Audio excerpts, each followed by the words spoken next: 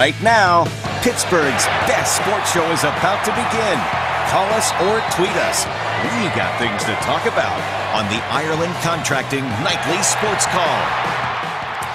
All right, thanks a lot, Ken, and thank you for tuning into the Ireland Contracting Nightly Sports Call. I'm Rich Walsh alongside Paul Zeise for tonight's show. Give us a call. 412-575-2600 is the number. Okay, one of the big topics today, we're back with the Le'Veon Bell, James Conner debate, and right now it goes beyond Pittsburgh and outside the Steelers organization, down to Baltimore, and the Ravens defensive coordinator, Wink Martindale. That's a great name, Wink Martindale, former game show host, right? Wink Martindale. But Wink Martindale, the defensive coordinator, basically said that the Steelers are better off without Le'Veon Bell, and stats back it up. Paul, do you agree? Stats do back it up. They do. So, I mean, I don't know if it's necessarily true. Again, it's, 7 games, so you got to see what happens. But so far, yeah. I mean, they have actually been a better offense, or at least they've been more productive in the running game and everything else. So, yes. More points, better red zone efficiency. Conner has more runs over 20 yards. And again, I think the biggest thing that the biggest myth that Conner has shattered with the whole Le'Veon Bell camp is this idea, well, I need to get paid like a receiver and a running back because I do so much out of the backfield. Well, you do that much out of the backfield because of the offense that the Steelers play and because you got to play with Ben Roethlisberger. Because James Conner's catching a bunch of passes too. Yeah, but not only, I really believe this was the dumbest decision ever in the history of the NFL.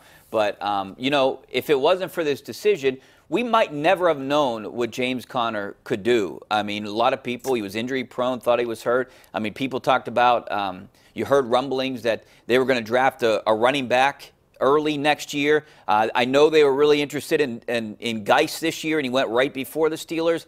You know, imagine if they drafted him, and then you have these two guys, and you never could see what Conner could do out there. And now, you know, he's the toast of the town, and essentially he has proven that he could be a #1 running back in the NFL. I think he would have gotten a shot because Mike Tomlin really likes him. I mean, they drafted him. I know a lot of other outside scouts and all these other draft gurus said that they drafted him too high, but the Steelers felt like he was a guy that could do this. I mean, the only people that are not surprised by what he's doing is Mike Tomlin and Kevin Colbert and the guys that picked him. So he eventually would have got his shot. It may not have to come until next year, but he would have got a shot. Well, what if the Steelers drafted a running back in the first round? Or if they would have drafted Zeise last year? I don't think they would have. You don't think they would? No, I think that James Conner. I think that, well, they picked James Conner because they really believed that he had a chance to be a running back for them of the future. And so, even though a lot of people ripped him for it and said, "Oh, you picked him too high," blah blah blah. You know what? They believed that what they were seeing in James Conner is something that would translate to. Well, and you think back to 2 years prior, he would have been a first-round draft pick. I mean, he was one of the best running backs in the entire college football. And if he doesn't have cancer, if he doesn't get hurt, James Conner would have been a first-round draft pick, right? Maybe not first, probably second, maybe a second-round pick. Okay, well, I don't know that he would have been a first-round pick. You don't think he would have? He's not a Blazer, so I don't think that he would have become a first-round pick, especially because. Correct me if I'm wrong, but he was coming off an ACL, wasn't he? Yeah, but he put up some monster numbers. Then he got then he had another ACL and then got cancer. That's what I mean. So I think it probably would have been a second-round pick.